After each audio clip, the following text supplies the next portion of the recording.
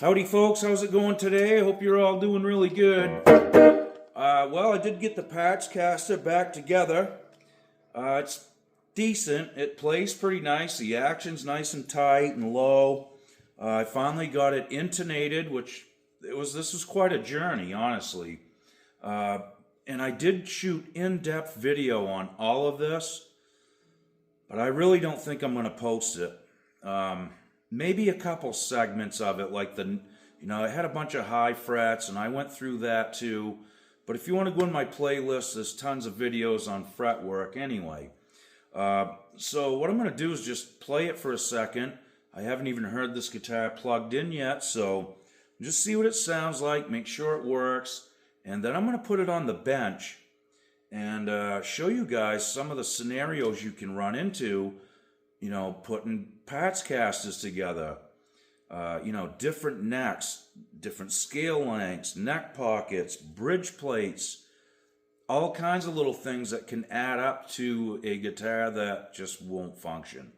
So anyway, let's get to the sound first. So let's start on the neck pickup.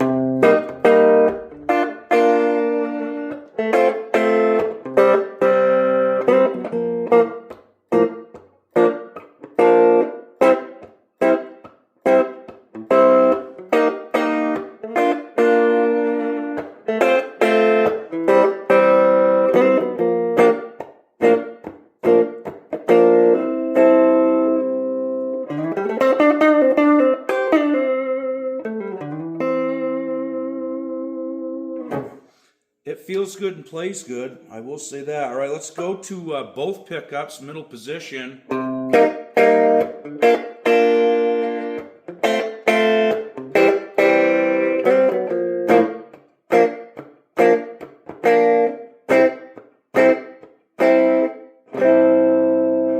right, let's check the bridge out.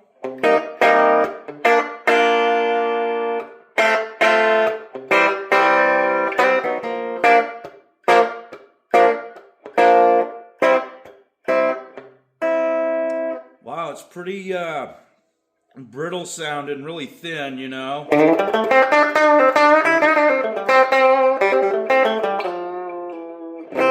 Anyway, well, we are plugged into a little Sidekick 15 here in the shop, so we can't get dumble tones in the shop, let's just say that. Or anywhere in my house, or anywhere near my house for that matter. They'd just make my taxes go up if I owned one, probably. So anyway, let's get it on the bench. Like I said, now I did notice the bridge pickup is very microphonic. I'm just going to tap on the strap button. Really microphonic. Let's go to the neck pickup. Now that one's good. I don't hear anything, and it's on. But that bridge pickup, you might as well have an SM57 in your hand, right? That happens sometimes. It's not a big deal. We'll just change the pickup out. It's a little thin anyway. It sounds all right, but...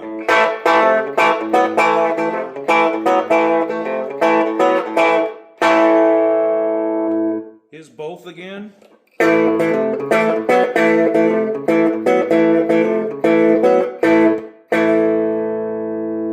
Here's the neck.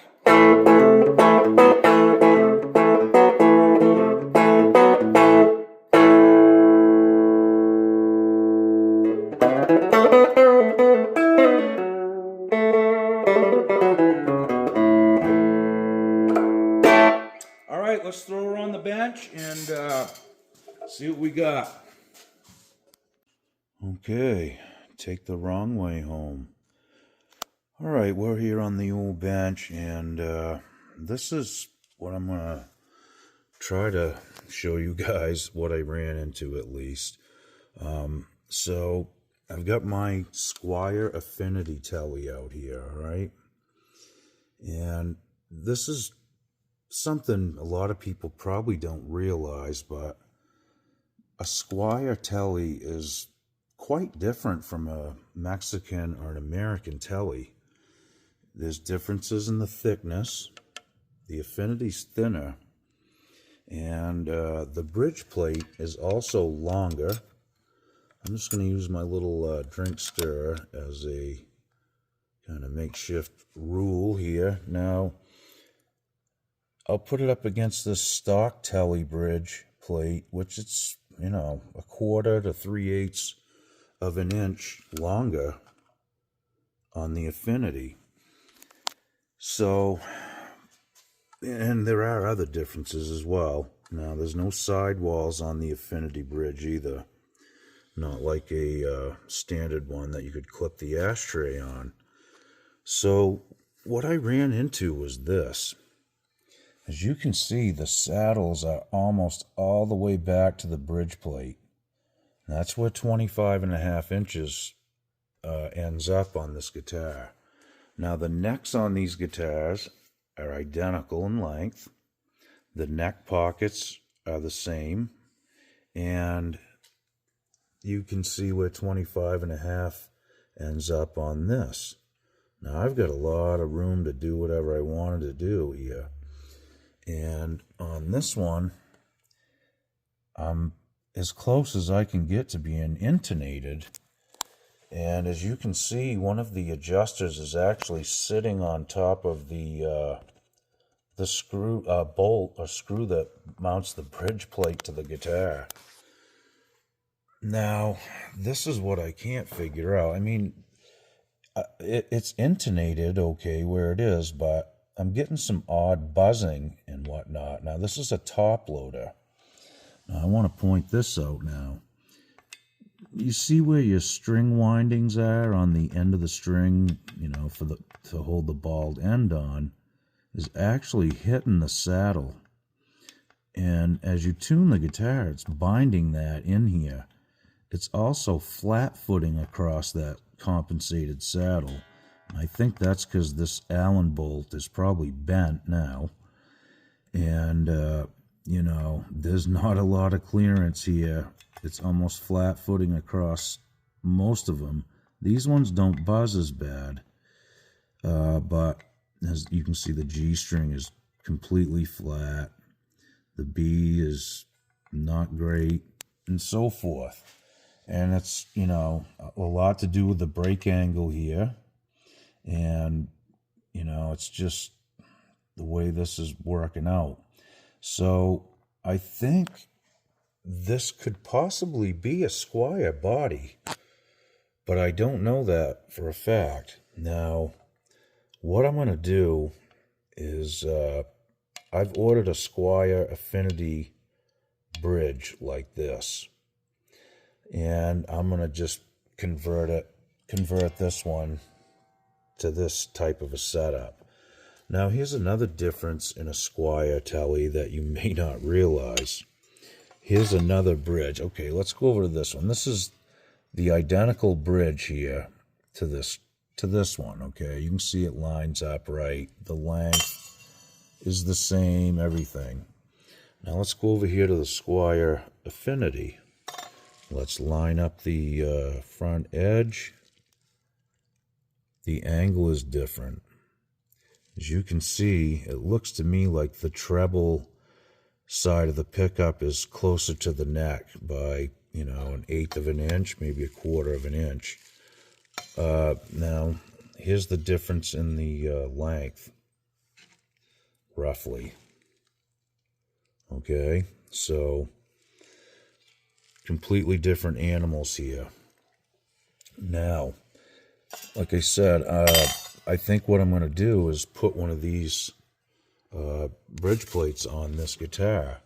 Now, this is the thing that's puzzling me a little bit. If this was a Squier and it did take this style bridge, okay, you can see where the mounting bolts are on this, right? And there's actually some in the front. There's not on a regular one, okay? These are just your pickup adjusters. There's a row of them back here. This saddle's sitting on one of them right now. Now, I haven't taken this bridge off yet, but if there's screw holes in here, in this, you know, in this area, like here, the screws that are holding it in are basically under these, but if there was some a quarter of an inch away from that, then, I would know for sure that it took this style bridge. But in any case, it's getting this style bridge. And that will allow me to put these saddles forward by quite a bit. And I'll have a gap here, a little greater gap. And the other thing, I did notice this. My dad actually stopped out this morning, and we was looking these over like meticulously. He caught this. He said, look at the magnet, alignment, the string alignment over the magnet. It's off. And if this needs to come forward, then that's going to help line that up, right? It's going to put it closer to the middle. Same with the B string. The G could go slightly. So it makes sense that, that guitar may have had this style bridge plate. I'm not 100% sure, and I'm about to find out here pretty soon. I'm going to strip this back down and take that off. I did order one of these, so should be here in a week or so.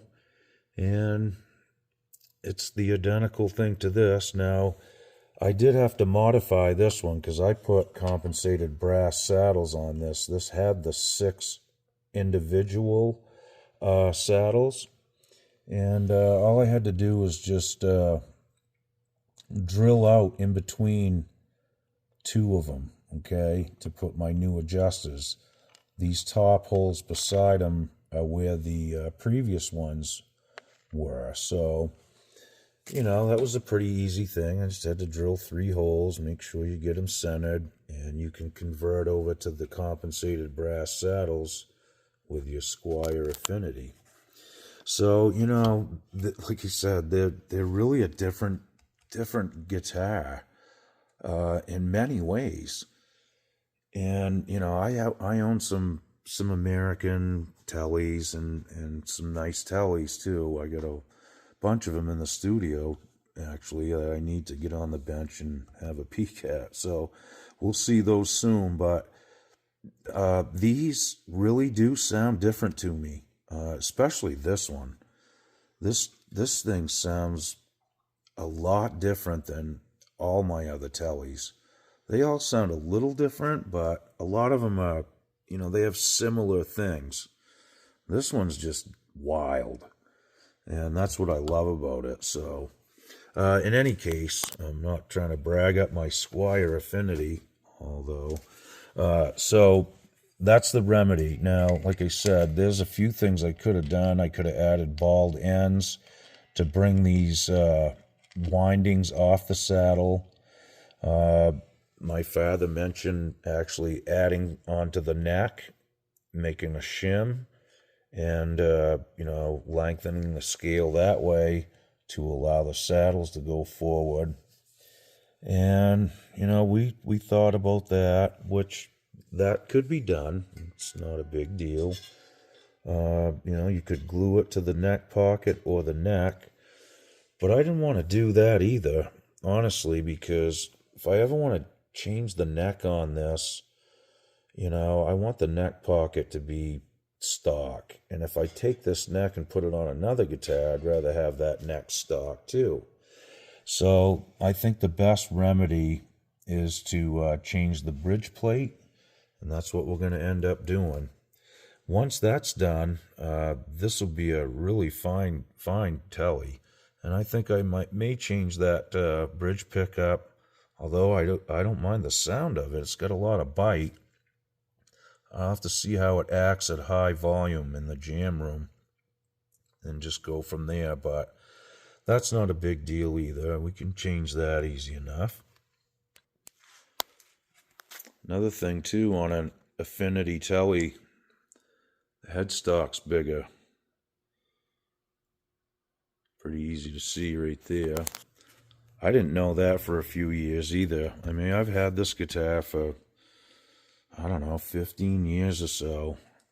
It's a shop rat. This thing lives wherever I go, in the shop. it follows me. Let's just say that. It's hit the floor a bunch of times too, but it's still going strong. I really believe this is going to be a good telly. It feels good to play. It's got a great neck profile. I already did the fret work. I mean, it's just as smooth as glass. I may add a string tree, possibly, maybe even something like that down the road, but for now, it's pretty good. And again, it plays good. It's got a good ring to it. It resonates really well too. So once I get this scale length taken care of, it'll be a great guitar. Well, all right, folks. Thanks again. I do apologize for the wait. I did have an epic video going. I was going to link them all together, and it was going to be just a magical thing, but sometimes it doesn't always end that way.